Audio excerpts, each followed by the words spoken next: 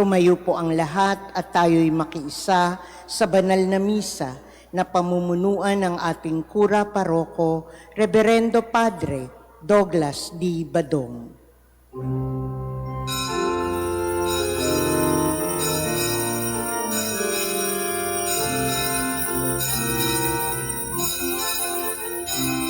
Magpuri kayo sa Panginoong Diyos, lahat ng sanggunian. Magsiawit kayo at siya'y pagtanggol, magpakailanman.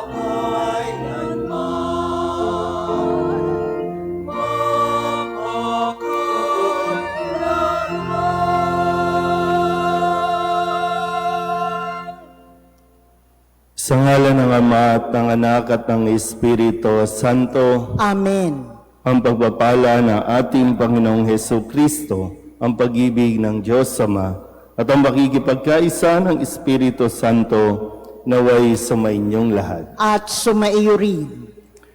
Mga kapatid, aminin natin ang ating mga kasalanan upang tayo'y maging marapat gumanap sa banal na pagdiriwang. Inaamin ko sa mga pangyarihang Diyos at sa inyo mga kapatid na lubha akong nagkasala sa isip, sa salita at sa gawa at sa aking pagkukulang. Kaya isinasamo ko sa mahal na Birheng Maria, sa lahat ng mga anghel at mga banal, at sa inyo mga kapatid na ako'y panalangin sa Panginoong ating Diyos. Kaawaan tayo na makapangyarihang Diyos, patawarin tayo sa ating mga kasalanan at patnubayan tayo sa buhay na walang hanggan. Amen. Panginoon, kaawaan mo kami. Panginoon, kaawaan mo kami. Kristo, kaawaan mo kami. Kristo, kaawaan mo kami. Panginoon, kaawaan mo kami. Panginoon, kaawaan mo kami. Manalangin tayo. Ama naming makapangyarihan, lagi nawang magalak ang iyong sambayanan sa pagkakaroon ng bagong kalooban upang sa kadakilaang dulot ng pag-anib sa iyong angkan, ang araw ng pagkabuhay ay maging pag-asa sa pagdiriwang sa pamamagitan ni Jesucristo kasama ng Espiritu Santo magpasawalang hanggan. Amen.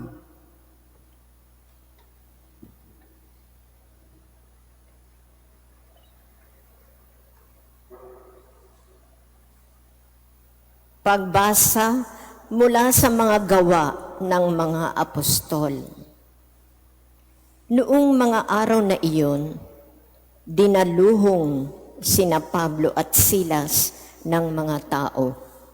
At matapos paghubaran ng mga pinuno, sila'y paulit-ulit na ipinahagupit, saka ipinabilanggo at pinabantayang mabuti.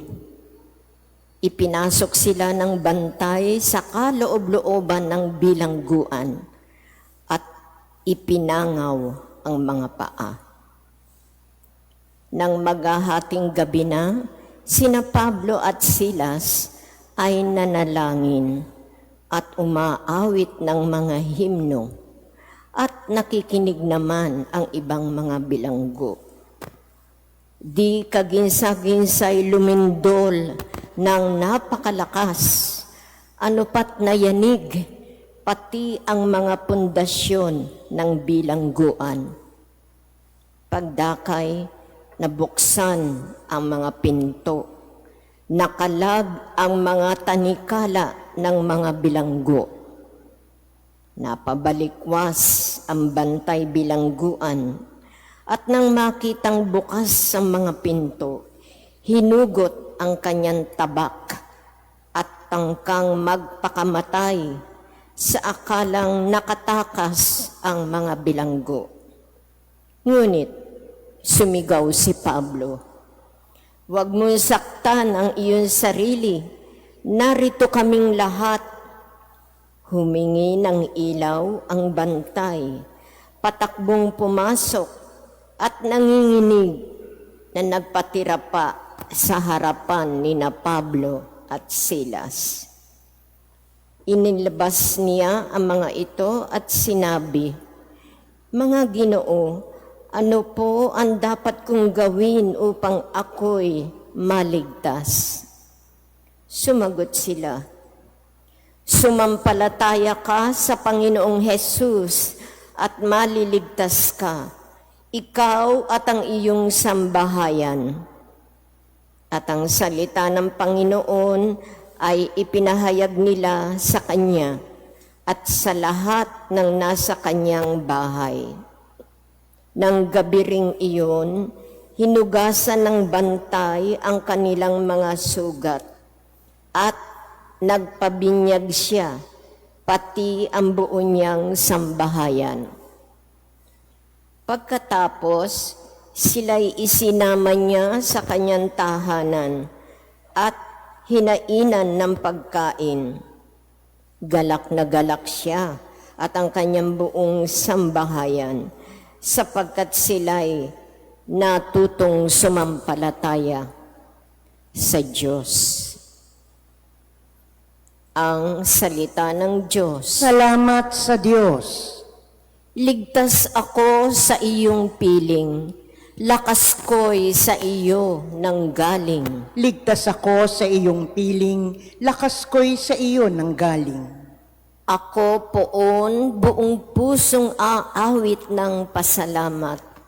Sa harap ng mga anghel, pupurihin kitang ganap. Sa harap ng iyong templo ay yuyuko at gagalang. Pupurihin kita roon, pupurihin ang iyong ngalan. Ligtas ako sa iyong piling, lakas ko'y sa iyo nanggaling. Dahilan sa pag-ibig mo at sa iyong katapatan, ika'y tunay na dakila, pati iyong kautusan. Noong ako ay tumawag, tinanggap ko ang tugon mo. Sa lakas mong itinulong, lumakas kaagad ako. Ligtas ako sa iyong piling, lakas ko'y sa iyo nanggaling. Nahahandang harapin mo, mapupusok kong kaaway. Ligtas ako sa piling mo, sa lakas na iyong taglay. Yaong mga pangako mo ay handa mong tukding lahat. Ang dahilan nito poon, pag-ibig mo'y di kukupas, at ang mga sinimulang gawain mo'y magaganap.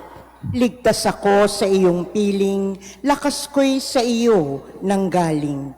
Magsitayo po ang lahat.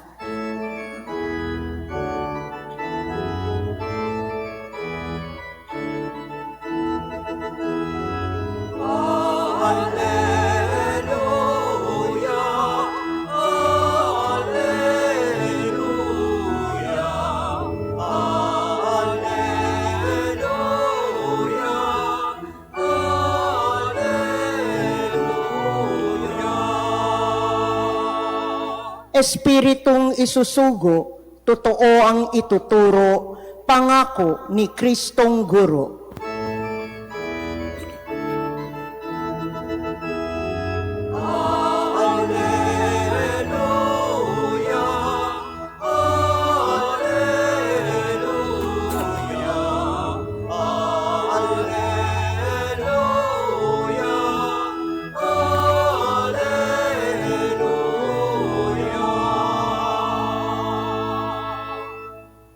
Sumainyo ang Panginoon. At sumaiyo rin, Ang mabuting balita ng Panginoon ayon kay San Juan. papuri sa iyo, Panginoon.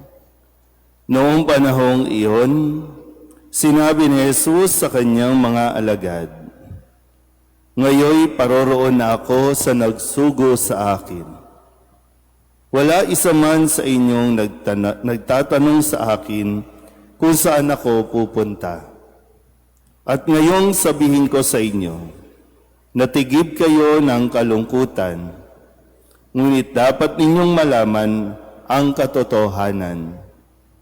Ang pag-alis ko'y sa ikabubuti ninyo, sapagkat hindi paparito sa inyo ang patnubay kung hindi ako aalis.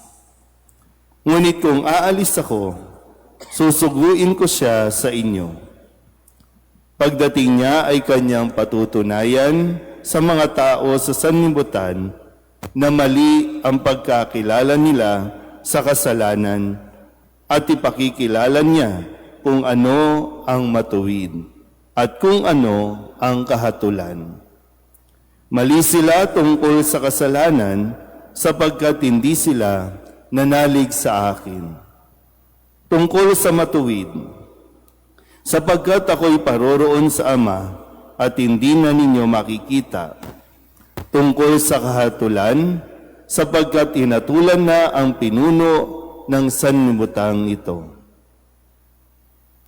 Ang mabuting balita ng Panginoon. Pinupuri ka namin, Panginoong Hesukristo. Isang magandang umaga po sa inyong lahat. Magandang umaga po. Ngayon po ay Martes sa ika-6 na linggo ng Pasko ng Pagkabuhay. At sa pagpapatuloy po ng ating paghahanda rin para sa pagdiriwang ng pag-akyat ni Jesus sa langit. Ito po ay gaganapin o magaganap sa susunod na linggo. Kung kaya ang mga nagiging tema rin ng ating mga pagbasa, lalo tigit sa ating ebanghelyo, ay ang mga habilin o sabihin natin mga huling mga pangako na ibinibigay ni Kristo sa kanyang mga alagad.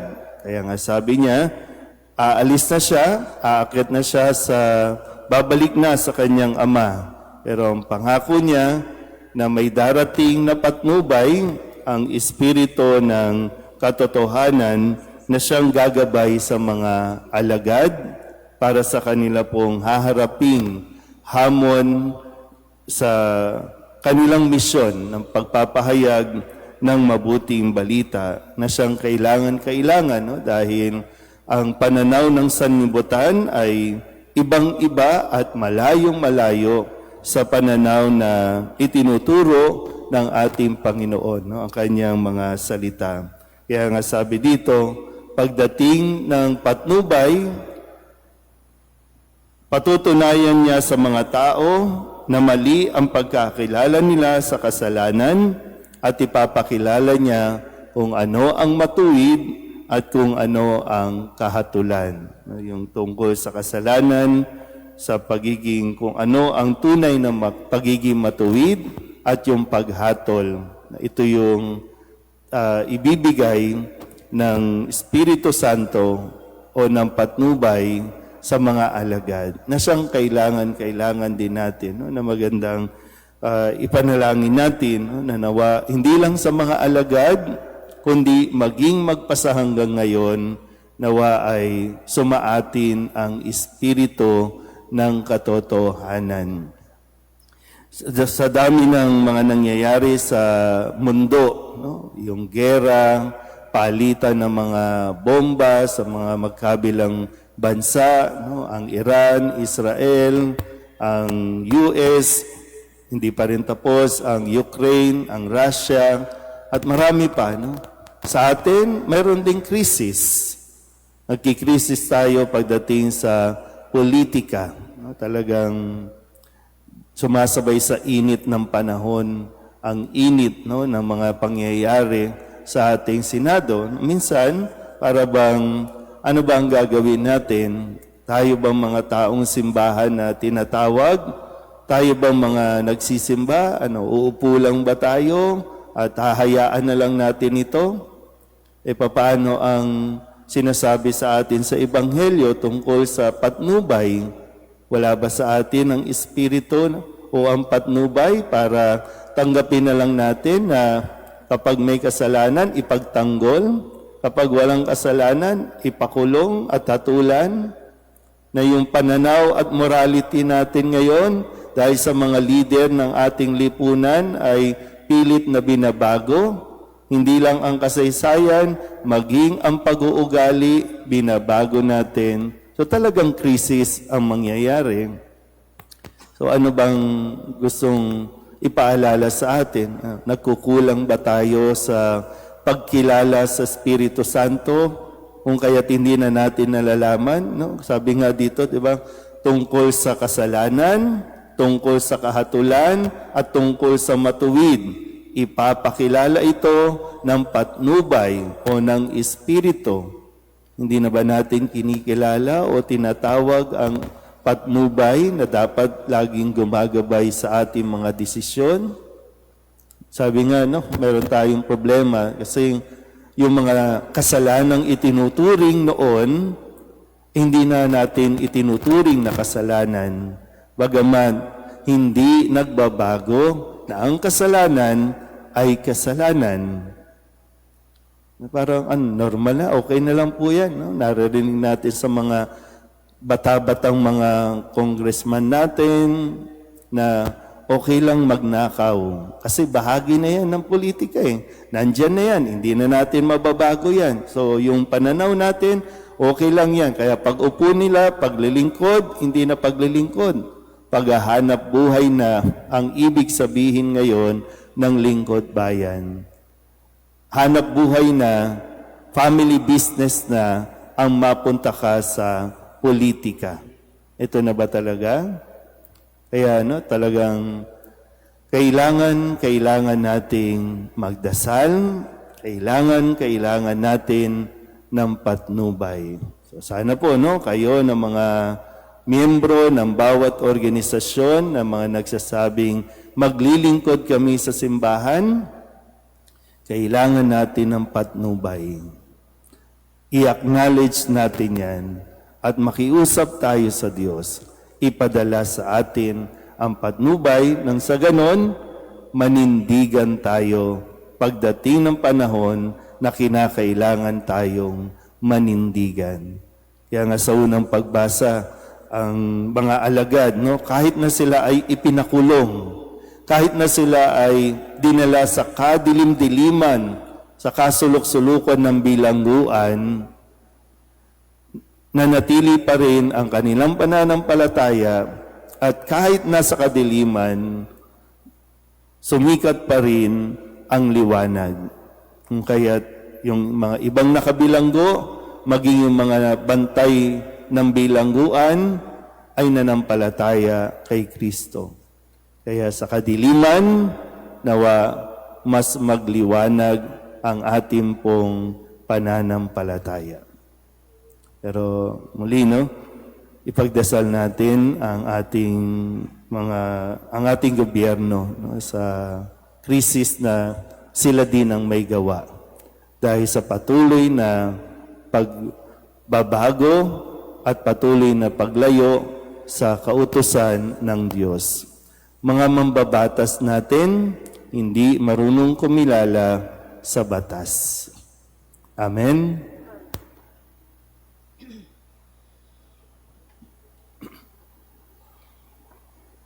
Bago umakyat sa langit, ipinangako sa atin ni Jesus ang isa pang katulong na makakapiling natin tulad niya.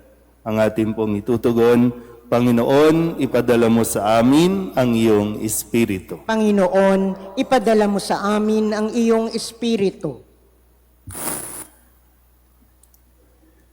Ang ating mga pastor naway magtalaga ng lubusan ng kanilang buhay sa pangangaral ng Ebanghelyo sa pamamagitan ng kanilang pamumuhay.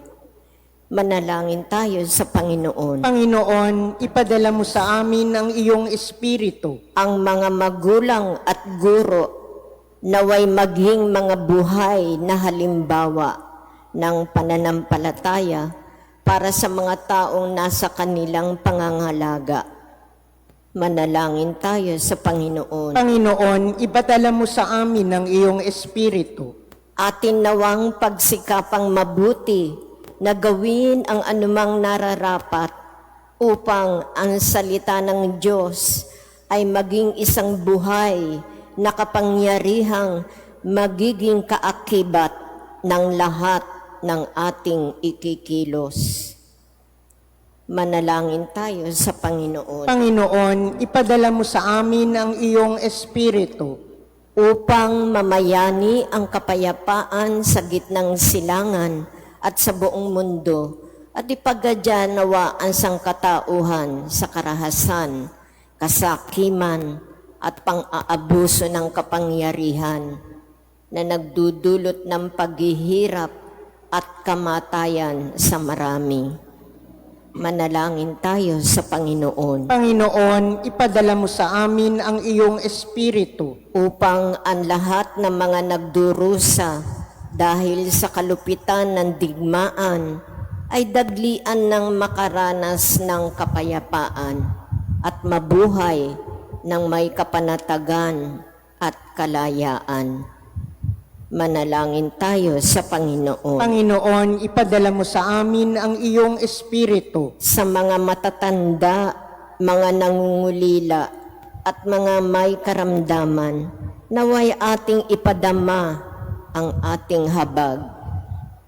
Manalangin tayo sa Panginoon. Panginoon, ipadala mo sa amin ang iyong Espiritu Ang mga yumao, naway makatagpo ng kapahingahan at bagong buhay sa kaharian ng Diyos.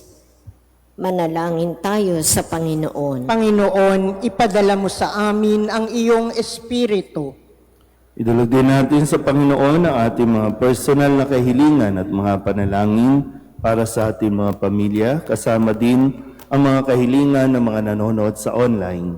Lahat ng mga misang pasasalamat, special na intensyon, agarang paggaling ng mga may sakit at ang lahat ng mga kaluluwa na iniling na ipagdasal sa misang ito. Ang lahat ng ito ay iniling namin sa ngalan ni Kristo ang aming Panginoon. Amen.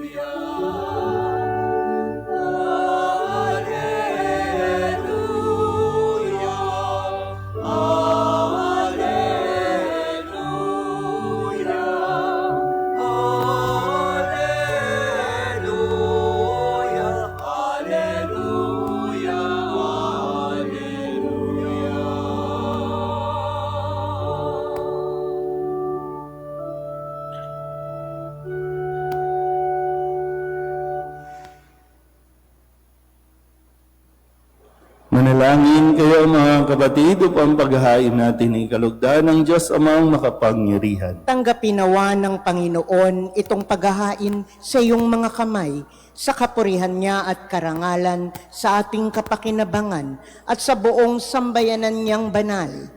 Ama naming lumikha, ipagkaloob mo kami ay laging magalak sa pagdiriwang ng Pasko ng pagkabuhay ng iyong anak, upang ang ginagawang patuloy na pagsagip sa amin ay maging sanhi ng aming ligayang walang maliw.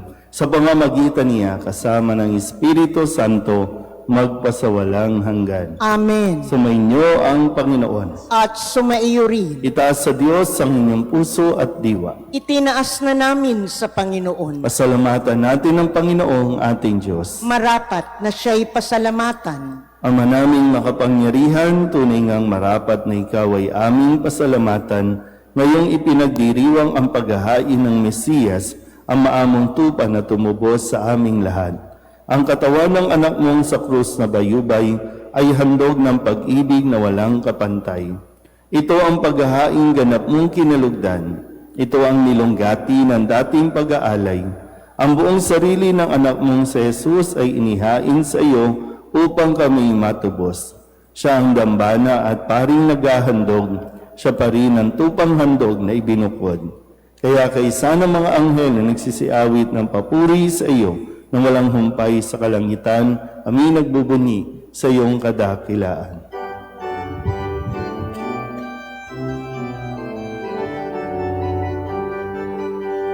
Santo, Santo, Santo, Panginoon sa langit, napupuno ang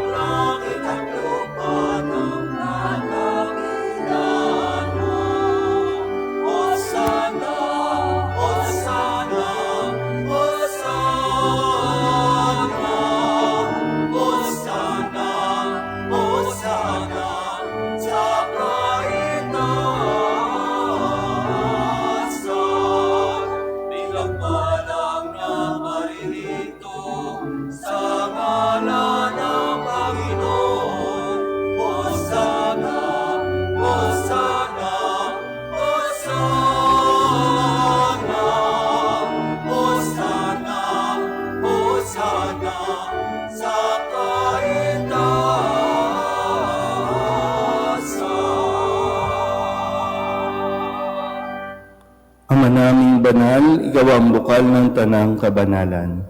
Kaya't sa pamamagitan ng iyong Espiritu, gawin mong banal ang kaloob nito upang para sa aming maging katawan at dugo ng aming Panginoong Heso Kristo.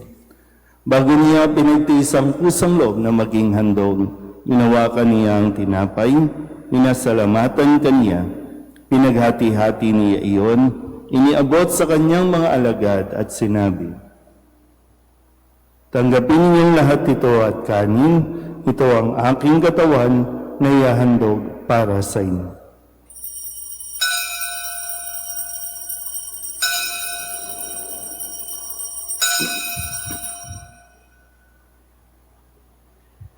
Gayun din naman nang matapos ang hapunan, hinawakan niya ang kalis, muli kaniyang pinasalamatan. Iniabot niya ang kalis sa kanyang mga alagad at sinabi, "Tanggapin ninyong lahat ito at tinumin. Ito ang kalis ng aking dugo, ng bago at walang hanggang tipan. Ang aking dugo na ibubuhos para sa inyo at para sa lahat, sa ikapagpapatawad ng mga kasalanan. Gawin ninyo ito sa pag-alaala sa akin."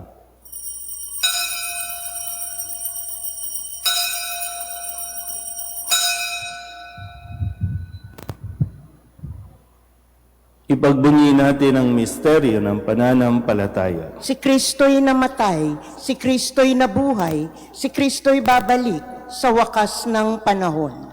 Ama, ginagawa namin ngayon ang pag-alaala sa pagkamatay at muling pagkabuhay ng iyong anak. Kaya iniaalay namin sa iyo ang tinapay na nagbibigay buhay at ang kalis na nagkakaloob ng kaligtasan. Kami napapasalamat dahil kami iyong minarapat na tumayo sa harap mo para maglingkod sa iyo. Isinasama namin kami magsasalo-salo sa katawan at dugo ni Kristo ay mabuklod sa pagkakaisa sa pamamagitan ng Espiritu Santo. Ama, lingapin mo ang iyong simbahang laganap sa buong daigdig.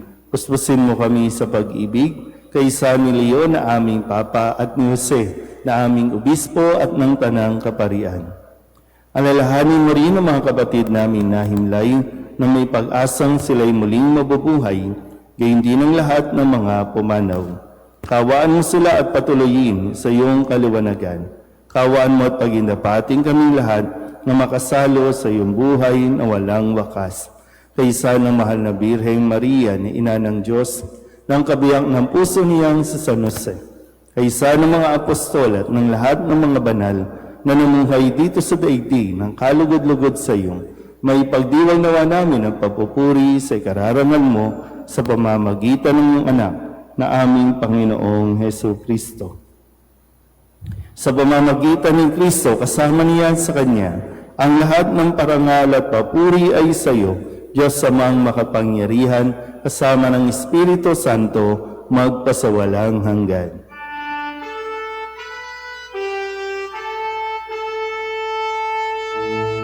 Amen, amen, amen. Amen,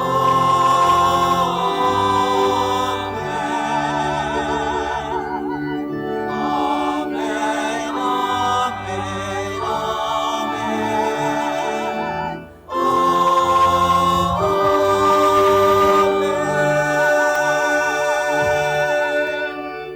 Sa tagabili naman nakagagaling na utos at turo ni Jesus sa Panginoon natin na Diyos, ipahayag natin ang lakas loob.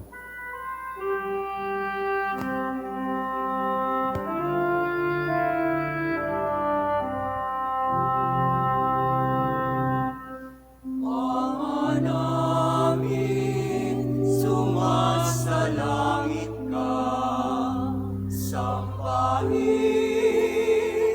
ang ngalan mo, mapasa amin ang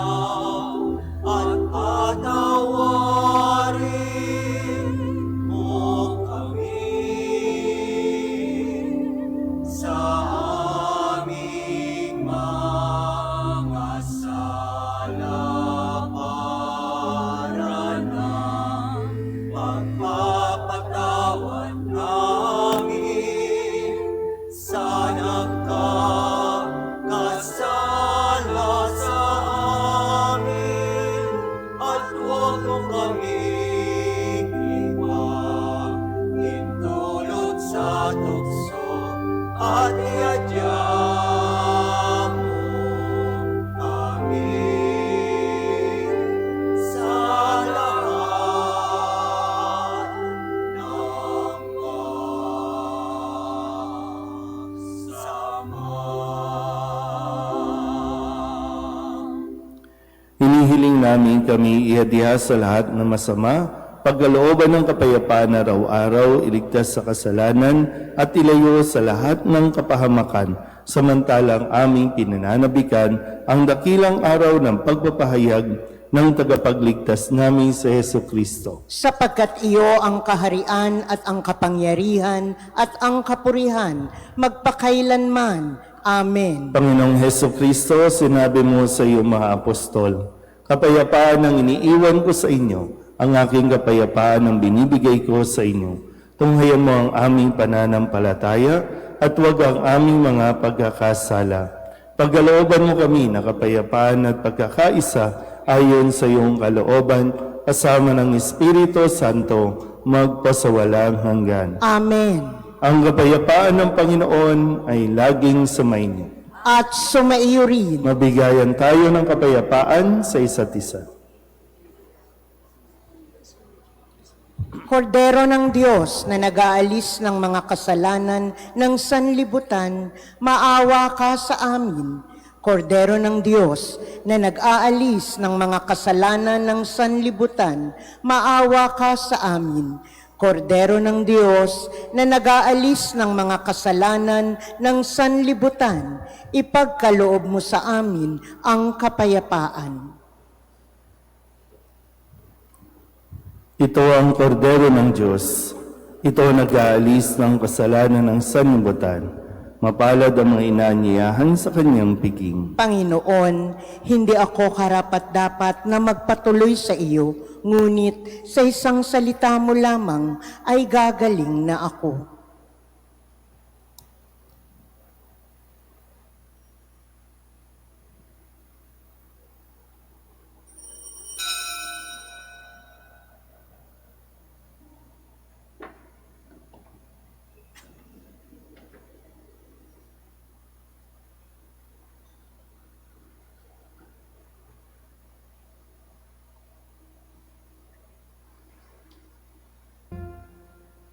Magsiluhod po ang lahat para sa panalangin kay San Jose. Abang tagapangalaga ng tagapagligtas, kabiyak na puso ng mahal na Birheng Maria, sa iyo ipinagkatiwala ng Diyos ang kaisa-isa niyang anak. Sa iyo nagtiwala si Maria. Sa piling mo, si Kristo'y naging tao. Maging ama ka rin sa amin, pinagpalang Jose, at gabayan mo kami sa landas ng buhay. Ihingi mo kami ng biyaya, awa at tapang, at ipagtanggol kami sa lahat ng masama. Amen. Tatayo na po ang lahat. Manalangin tayo. Ama naming mapagmahal, ang aming mga pagluhog ay iyong pakinggan para sa pagkakamit ng iyong tulong sa amin araw-araw at para sa pagkakaloob ng ligayang walang katapusan na pawang idinudulot ng banal na pakikinabang sa pagdiriwang ng pagpapalitan ng iyong bigay at aming alay sa pamamagitan ni Yesu Kristo, kasama ng Espiritu Santo, magpasawalang hanggan. Amen. Sumainyo ang Panginoon. At sumaiyo rin. At pagpalain kayo ng makapangyarihang Diyos, Ama at Anak, Espiritu Santo. Amen. Tapos ang banal na misa, humayo tayo sa kapayapaan ni Kristo. Salamat sa Diyos. Magandang umaga po.